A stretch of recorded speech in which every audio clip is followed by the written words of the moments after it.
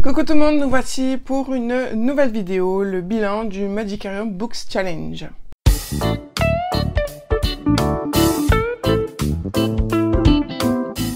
Donc profitons de cette fougue matinale pour tourner moult vidéos pour pouvoir impressionner le mois d'août. Car au mois d'août, je déménage, ça va être un énorme chamboulement avec plein de choses à faire, etc. Donc je pense pas qu'en août, j'aurai le temps de lire et encore moins de tourner des vidéos. Donc voilà, si cette vidéo paraît en août, voilà pourquoi j'ai tourné en juillet.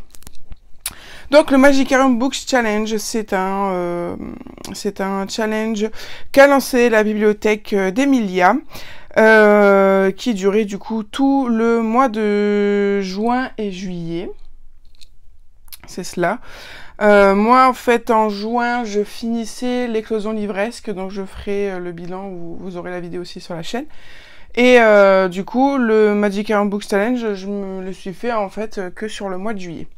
Donc j'avais une Nopal au début, qui a en fait changé parce que je vous expliquerai pourquoi après.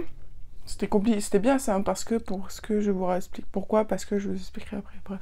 Il y avait 8 catégories et nous commençons du coup direct avec Sortilège, les sorciers de Mr. Aim. Donc je les ai lus, je l'ai lu en e-book. À la base, je devais lire Sorcière malgré elle, le premier tome d'une trilogie, l'héritière des Raven. J'ai choisi de changer parce qu'en fait, j'avais bien envie de lire ce livre-là depuis longtemps et j'avais pas envie de me lancer dans une lecture hyper longue. Et voilà, les sorcières de Mr. Aim, écoutez, c'est de la valeur sûre, c'est Gulfstream, la collection Étincelle, c'est Monsieur Melron, ou comment, je sais plus comment ça s'écrit son prénom. Meron, ouais, c'est ça. Monsieur Meron qui a écrit, j'avais déjà lu un livre de lui que j'avais beaucoup aimé, et je me sentais pas de me lancer dans un livre de 400 ou 500 pages. Voilà, donc c'était juste là par souci de timing lecture. Mais en tout cas, c'était très très bien. Du coup, c'est un roman horrifique jeunesse. Ce sont un frère et une sœur qui vont devoir habiter avec leur tante parce que leurs parents sont portés disparus. Leur famille est issue d'une grande famille de magiciens. Et du coup, ces enfants sont en train d'appréhender la magie ancestrale de leur famille. Et ils vont se rendre compte qu'il y a des choses très louches qui se passent avec leur tante et dans leur ville avec l'ouverture d'un parc d'attractions sur le thème de l'horreur. Donc va s'en suivre voilà, cette enquête autour de ce qui se passe dans ce parc un petit peu bizarre, des révélations, des découvertes très troublantes, et voilà tout ce côté magie où ils vont apprendre de nouveaux sortilèges, ils vont apprendre à utiliser de nouvelles façons la magie, etc. Donc ça collait bien avec cette catégorie de apprentissage en magie. Ensuite, pour la catégorie botanique, j'ai lu Maverick, le tome 1. Maverick, la ville magique, et le tome 1, c'était Mystère et boule d'ampoule. C'est une trilogie, je l'ai lu en e-book aussi, c'était vraiment très très bien. C'est dans la collection Little Urban, la collection des chasseurs de monstres. Je vous avais montré aussi du relié, vraiment très très beau, très très bien mise en forme pour le prix qui est quand même super accessible. Donc vraiment j'adore cette collection, cette maison d'édition. Donc là Maverick, eh bien ma foi, on est encore sur un petit garçon qui n'est pas vraiment aimé, adoré et protégé par ses parents. Ils vont choisir en fait de se casser tous les deux en vacances en amoureux et ils vont envoyer leur fils chez sa tante qu'il n'a jamais vue. Et en fait ses parents lui ont dit qu'elle était horrible, que c'était une sorcière, que machin, il allait vraiment pas passer du bon temps. Et en fait une fois qu'il arrive donc à Maverick, il découvre sa tante et en fait c'est l'extrême opposé de ce que ses parents lui ont dit d'elle. Et du coup il y a une très très profonde relation qui va se créer et c'est vraiment génial de voir ce côté-là relationnel. Mais après il y a le côté magique qui est vraiment sublime parce qu'il va y avoir une grande histoire entre l'obscur et la luminosité, parce que dans cette ville Maverick, il y a un roi tyrannique qui fait régner l'obscurité tous les jours à partir de 16 heures. Il met en place des statues pour que dès que les gens passent devant cette statue, il les hypnotise pour leur faire dire des louanges à son égard. Et il fait voler plein de petites oreilles, il met, oui, il fait voler des oreilles, il met des oreilles dans les murs pour écouter ce que tout le monde parle, etc. Enfin, c'est vraiment un monde très très sombre. Et en fait, au milieu de tout cela, eh ben, ça tente à trouver un moyen de faire régner la lumière en cachette. Et j'ai trouvé ça très très subtil, la manière dont c'est fait. Donc vraiment génial. Ensuite, pour l'or, j'ai lu Night World, le tome 6. À la base, Nil, le tome 1, parce que c'était le plus ancien livre de ma palle numérique, sauf que, pareil, j'avais pas envie de me lancer dans une lecture, et puis au final je me suis rendu compte que Nil ne me faisait plus tant envie que ça, donc j'allais pas me lancer dedans.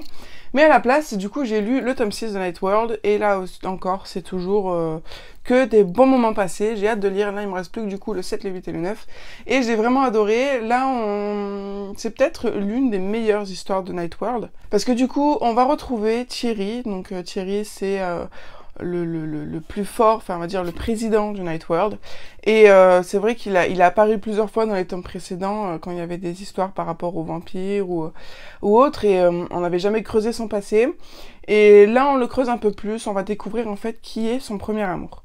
Et ce premier amour, en fait, c'est une jeune fille qui s'appelle Anna, qui va découvrir qu'elle a vécu, qu'elle s'est réincarnée plusieurs fois.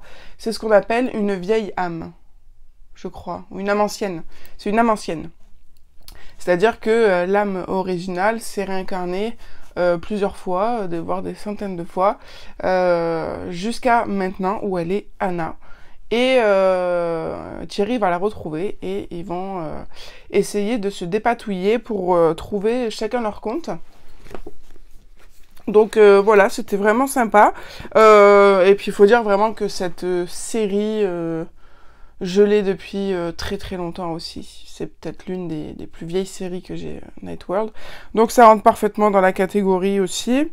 Voilà, que dire de plus, rien, si ce n'est que j'ai très hâte de lire les autres tomes, parce que vraiment, c'est vraiment des petits bonbons. Ça me fait penser à une série à l'époque qui était sortie, c'était Cœur Cerise de Cathy Cassidy. Quand les gens en parlaient, c'était vraiment cette même sensation de un tome par-ci, un tome par-là. C'était très appréciable et très détente, mais voilà, c'était le risque, il ne faut pas les lire tous condensés, parce que il y a un fort risque de dégoût, parce que c'est un peu un schéma répétitif, etc. Donc si vous mettez un mois ou deux juste entre chaque tome, c'est parfait. Ensuite, pour Alchimie, il fallait un personnage badass. À la base, j'avais mis le premier tome, donc de Hakotar, Un palais d'épines et de roses. J'en avais parlé dans une vidéo des livres que j'avais très peur de lire.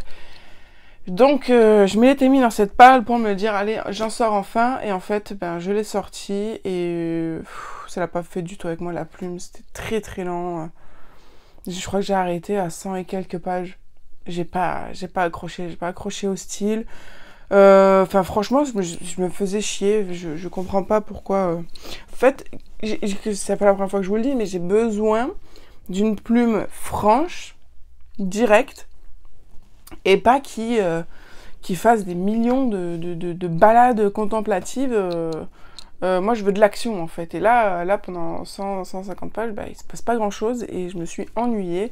Et vu la pavasse que c'est, et les 4 hommes qu'il y a derrière, les 4 autres tomes qu'il y a derrière, je savais que c'était pas pour moi. Donc finalement, dans le personnage badass, j'ai mis Croc-de-Loup, le tome 3. Dedans, c'est pas ce qui manque, les personnages badass, avec autant les personnages badass méchants comme Alcyon, donc l'oncle de Silas, autant ça peut être aussi des personnages badass qui sont badass par leur courage et par leur volonté qui ne se tarit jamais de désobéir, comme du coup Pépin et sa sœur, donc les enfants d'Hélios, qui sont prêts à tout braver et faire les 400 coups pour aider Silas dans sa quête. Donc là, c'est le tome 3 final. On l'attendait désespérément, nous, tous les lecteurs de Croc de Loup, parce que c'est une trilogie d'Arnaud Druel qui est vraiment géniale. C'est encore une fois chez Gulfstream. Donc pour faire un petit peu le topo, si on repart du coup dans le tome 1, Silas Mèche Blanche du coup est un enfant Croc de Loup qui vit dans la terre, enfin qui vit dans la forêt de Sombreloup. Ce petit garçon s'est vu être confié par un homme de confiance de son père à une elfe qui s'appelle donc Elphine, qui deviendra sa marraine, parce que son père s'est senti en danger, et en effet, Alcyon en fait a usurpé le trône de son père et a tué ses parents, a tué les parents de Silas pour prendre le trône. Donc Silas va grandir loin de toutes de tout son héritage en fait de Croc de Loup, parce que il va vivre avec Elphine qui s'est spécialisée dans les pouvoirs des plantes, tout ça, donc elle va devenir une sorte de druide. Et en finale, ils sont plus proches de Casteldor. Casteldor, c'est la capitale, c'est là où règne en fait, c'est là où règne le roi de tout le royaume, et il règne sur tous les autres royaumes aussi, donc c'est vraiment la grosse puissance. Et Alcyon a pour but de conquérir cette grosse puissance, et lors d'un tournoi, pour prouver la légitimité, parce qu'au début Silas il est quand même assez mis, enfin sa sincérité est assez mis en doute de par ses origines de Croc de Loup. Et donc du coup le roi va mettre en place un tournoi pour essayer de prouver sa valeur et de mettre en compétition du coup plusieurs enfants, et entre ces enfants, du coup, il va y avoir Silas et Orion, le fils de Alcyon. Je sais pas si c'est clair, mais voilà, je pense que c'est quand même assez clair, je pense dans ma tête. Et donc, du coup, voilà, on va découvrir son histoire, on va découvrir comment il va prouver sa valeur, comment il va prouver que il n'est pas comme son oncle et comme le reste du clan des Sombreloups qui ont une mauvaise réputation. Et du coup, voilà, il va se lier d'amitié avec beaucoup de personnes, dont la princesse. Et il va réussir à gagner la confiance du roi. Et en fait, lors du tome 2, il va déjà y avoir quelques petites explosions entre Alcyon et un nouveau peuple qu'on va découvrir. Et dans ce tome 3, du coup, ça va être la guerre finale. Et en fait, c'est là qu'on va découvrir tous les royaumes de tout le royaume. Tous les royaumes de tout le royaume. On va dire oui, c'est parce que c'est différents royaumes. Il y a le royaume des monts enneigés, il y a le royaume du désert, le royaume marin. Oui, enfin, vous m'avez compris quoi. Tous les royaumes vont être réunis lors de cette bataille. Donc voilà, écoutez, j'ai vraiment beaucoup aimé. Très bonne trilogie. Un peu triste que ce soit terminé, mais très contente d'avoir pu la terminer. Ensuite, pour Magie du Feu, il fallait une couverture rouge, orange ou jaune. J'avais mis Scandar, le premier tome. Et là j'avais vraiment marre de lire en numérique. Donc il y a ça qui a joué. Il y a le fait aussi que j'ai reçu le tome 2 de l'École secrète des dragons. Donc niveau thème, on y est des couleurs. Mais voilà, j'en avais marre de lire en numérique, ça m'avait un peu gonflé, et je venais de recevoir celui-là, donc voilà, le choix n'a pas été dur. Donc le tome 2 de l'École secrète des dragons d'Emily Skye chez Saxo. Donc ça c'est le tome 2, le dragon aux cornes d'argent, et nous avons le tome 1 ici, qui vous parlera peut-être un peu plus. Donc le tome 1 et le tome 2. Très sympa, ça va être l'histoire du coup d'un jeune garçon, Henri, qui va être sélectionné pour devenir élève dans l'école secrète sur une île que personne ne peut voir, etc. Donc vraiment, il débarque sur cette île en touriste complet. Et en fait, dans cette école, il y a 6 clans. Et chaque élève fait partie d'un clan. Et en fait, ils vont devoir apprendre à protéger les dragons, à les monter, à s'en occuper, à découvrir l'histoire en fait de toute cette île, de tous ces clans, des guerres qu'il y a pu avoir, etc. Et du coup c'est vraiment très riche parce que on a autant de l'aventure, on a aussi beaucoup d'histoires, même si c'est de l'histoire inventée, mais C'est un côté quand même très historique, qui est très porté aussi par le décor, qui fait beaucoup penser aux séries ou aux films qui se déroulent au Moyen-Âge, par exemple. Et c'est vraiment très appréciable. Là, d'autant plus, le premier tome, j'avais beaucoup aimé, parce qu'en fait, il va être obligé de sympathiser avec un dragon, alors que le dragon ne veut pas du tout sympathiser avec lui, donc c'est un peu une amitié forcée qui va au final évoluer peut-être dans le bon sens, et c'était vraiment super à voir. Il va aussi se lier d'amitié avec d'autres enfants, Édouard, Lucie et Arthur. Chacun a son petit monde. Lucie est un peu volatile, un petit peu toujours un peu la tête dans les nuages, toujours pieds nus, très dans le beau, etc. Il y a Arthur qui est vraiment terre à terre et qui adore les chiffres et qui, par exemple, qui adore les faits, le concret. Et quand on va lui demander s'il aime manger du pain, par exemple, il va répondre par affirmatif ou négatif. Et du coup, voilà, c'est vraiment des personnages qui sont très différents et qui sont hyper attachants. Et dans ce tome 2, du coup, on va vraiment creuser cette amitié et on va en découvrir encore plus sur ces deux personnages. On va découvrir de nouveaux dragons et surtout, on va découvrir que, en fait, l'île, l'école qui s'appelle les Sept Feux, contient de nombreux secrets, parce qu'ils se sont toujours posé la question pourquoi 7 feux alors qu'il n'y a que 6 clans. Et donc du coup on va en apprendre plus sur ce 7e clan, et c'était vraiment vraiment génial. Je l'ai vraiment dévoré, il y a plein de choses inattendues, il y a plein de nouvelles choses, donc c'est vraiment très très bien. Il y a 5 tomes, donc le tome 3, j'ai su par la maison d'édition que le tome 3 va sortir à la fin de l'année, donc je suis hyper contente. Ensuite, pour la catégorie vol, il fallait une nouvelle auteure ou une nouvelle saga. Il y a une saga qui me faisait beaucoup de l'œil depuis un long moment maintenant. La série Les Enchantresses, je sais plus le nom de l'auteur est sur l'écran, c'est trop petit pour arriver à lire. Bref, donc il y a 4 tomes, j'ai les 3 premiers en numérique. Donc j'ai lu le premier tome, c'est plutôt pas mal. On va suivre donc une nouvelle jeune fille qui débarque dans une nouvelle école.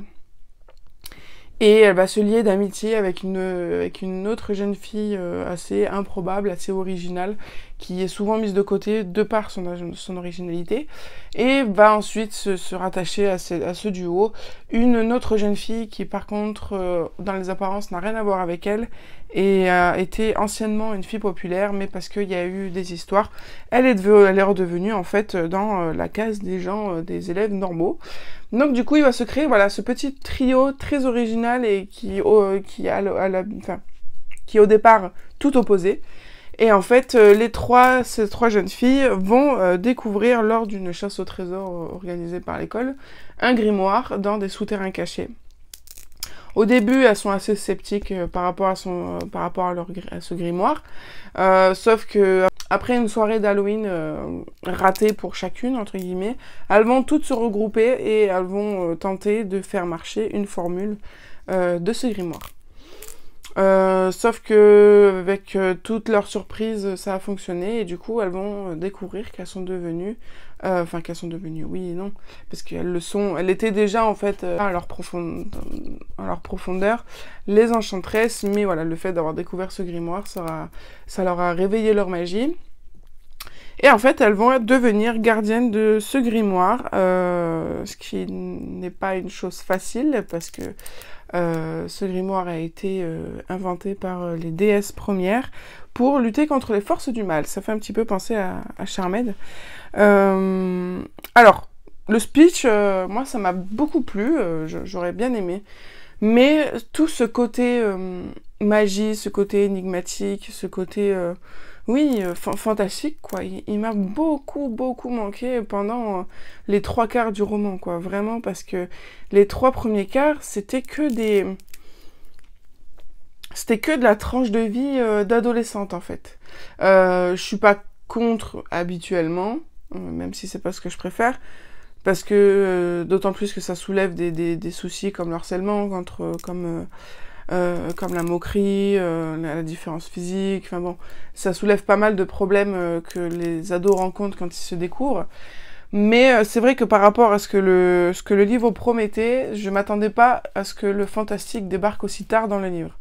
Donc c'est une petite déception quand même. Je vais prendre un peu de recul par rapport à cette série, voir si je veux lire la suite ou pas. Mais voilà, cette lenteur au début, ce manque d'action et de prise de conscience, etc., c'était quand même assez long. Et en plus, normalement, c'est catégorisé en jeunesse, mais on parle drogue, on parle sexe, crûment, on parle alcool. Il y a des mecs qui utilisent, oui, il y a un mec qui force l'une de nos 3 héroïnes à se foutre à poil. Enfin, c'est pas du tout de la jeunesse pour moi. Donc ouais, j'étais un petit peu choquée parce que pour moi, je m'attendais à de la jeunesse. Et au final, je découvre du sexe, de la drogue, de l'alcool, des mecs qui forcent des meufs à se mettre à poil. Et puis tout ça sur 3/4 du roman.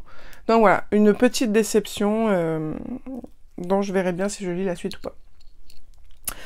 Ensuite, pour la catégorie défense, j'ai choisi La malédiction de la famille 4. Les mots-clés étaient famille, fun family, donc là on est parfaitement dans le thème. Donc la malédiction de la famille 4, je vous en ai parlé plus grandement dans les détails lors du bilan de juin, donc je vous renverrai dans la vidéo. Mais pour faire un rapide petit point, c'était une histoire de SF plutôt très sympa, jeunesse chez Pulp Fiction, j'ai bien aimé. Mais je reste un peu sur ma faim, je pense qu'une petite suite n'aurait pas été de trop. Et voilà, ma lecture a surtout été gâchée par la personnage d'une jeune fille harceleuse qui vraiment n'était pas nécessaire peut-être à l'intrigue, et du coup voilà, j'ai vraiment été très énervée tout au long de ma lecture à cause d'elle, et du coup ça m'a un peu gâché parce que l'idée était quand même assez bonne. Donc voilà, j'ai eu voilà, ces 2 petites déceptions là. C'était Les Enchantresses et La malédiction de la famille 4, où j'ai pas passé non plus un excellent moment. Ensuite, pour le dernier, on va conclure ce challenge sur une bonne note avec Animologie. Il fallait un livre qui traitait sur les dragons. À la base, j'avais mis La Cité des livres qui rêvent. Je m'y étais attelée, sauf que la plume ne m'a pas plu. C'est un livre quand même qui est assez vieux.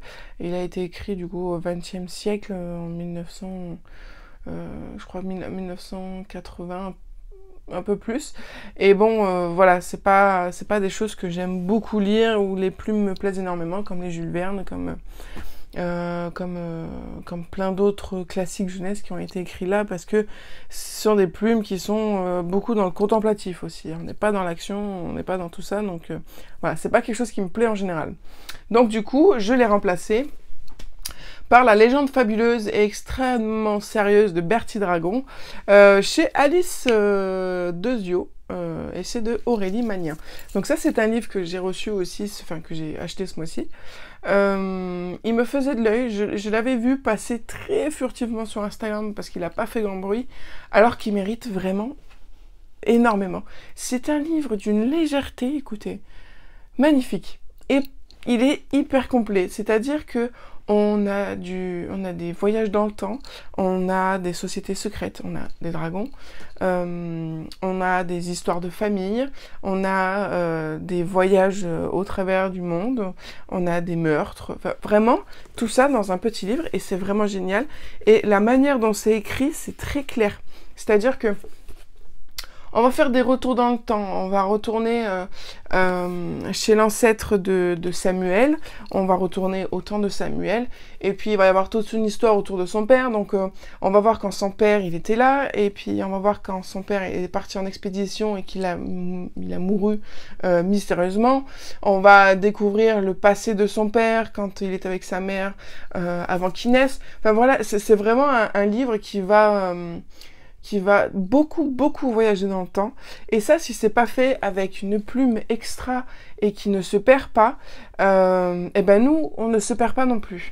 Et c'est vrai qu'il y a beaucoup de livres où avec les voyages dans le temps, ben, des fois, ça peut être malmené et du coup, on sait plus où on est, avec qui on est, etc. Et là, c'était pas du tout le cas. Et faire tout ça sur un roman de combien de pages? De 240 pages. Je me dis, c'est vraiment extra parce que et on voit énormément de choses et on ne perd pas de temps. Et pourtant, elle arrive à prendre le temps quand même de bien expliquer les choses et de décrire les choses de manière succincte mais précise, qui fait qu'on arrive très rapidement à s'imaginer les choses. Et moi, c'est ce que j'aime, parce que des fois, dans des livres, on va te décrire un lieu pendant une page, ou deux, des fois, c'est extrêmement long, et à un moment donné, ce que tu as dans la tête, ça reste plus, enfin, c'est pas... Enfin, moi, je sais pas, moi, dans ma tête, il faut que ça vienne comme des flashs, en fait. On va me dire, je sais pas, on va me décrire un manoir au-dessus d'une colline assez sombre, avec tel... Enfin... très succinct en un paragraphe et je vais de suite avoir l'image. Alors que si on me fait des descriptions pendant 1 ou 2 pages, je vais vraiment vite en avoir rien à faire du décor et je veux juste savoir ce qui s'y passe dedans. Et voilà, franchement, je tire mon chapeau à cette autrice parce que vraiment c'était génial. Et puis en plus, on casse vraiment le mythe du dragon cracheur de flammes, violent, etc. Là, on a juste un gros chat. Et c'était extra. C'était vraiment extra. Bertie Dragon, c'était vraiment génial. Pour la petite histoire, du coup, Bertie Dragon, c'est un dragon, en fait, qui va être légué de génération en génération. Et donc, du coup, on va découvrir de sa naissance, donc sa première maman humaine, jusqu'à plusieurs siècles, 300 ans après, Samuel Babel qui va recevoir Bertie Dragon à son tour parce que justement son père est décédé et voilà, ça se transmet de génération en génération et ce Bertie Dragon, il est vraiment super adorable, il est très ronchon, très bougon au début et puis après on comprend pourquoi il est comme ça et puis il va y avoir tout un travail psychologique à faire pour qu'il se détende un peu et qu'il réapprenne à croquer la vie à pleines dents. Donc voilà, très bon. En plus, petite originalité, les dragons dans ce livre-là ne discutent normalement que par signaux de fumée. Donc ça, c'est extrêmement drôle aussi, parce que Bertie va s'en jouer, et donc du coup, c'est vraiment très drôle. Donc vraiment, je pense que c'est vraiment un petit coup de cœur, c'était vraiment génial. Donc écoutez, voilà, ce petit bilan de 8 livres pour ce challenge. Je pense que je le ferai chaque année, mais je retiens le petit bilan personnel qui est que les livres numériques c'est bien, mais à grande dose chez moi, ça le fait pas. Voilà, pour moi, j'en ai lu 3 d'affilée sur ma tablette. Ça m'a vite gonflé parce que, même si niveau pratique c'est cool, je veux dire je peux l'emmener partout, je peux lire dans quel sens je veux, agrandir les trucs, machin et tout, mais j'ai besoin de ce livre, j'ai besoin de pouvoir mettre mes marque-pages, j'ai besoin de voir à quelle page je suis, etc. Et du coup c'est vrai que, et puis même au niveau des yeux, c'est vrai que j'ai vu que ça me fatiguait quand même, moins que si je lisais des poches par exemple, mais ça fatigue un peu quand même. Et voilà, et puis rien ne remplace un livre. Ça ne peut pas remplacer un livre. C'est juste un bon moyen pour avoir des livres qu'on ne peut pas acheter en papier, par exemple, et qu'on achète en e-book. Ça remplace, par exemple, voilà, en août, pendant le déménagement ou quoi, je pourrais peut-être pas me balader de partout avec mes bouquins, donc je pourrais prendre ma tablette ou des choses comme ça. Mais voilà, en tout cas, un très bon challenge. Je remercie la bibliothèque d'Emilia pour ce challenge. J'espère que vous aussi, vous avez réussi vos objectifs. Et puis, écoutez, je vous dis à très bientôt pour de nouvelles vidéos. Et bonnes vacances!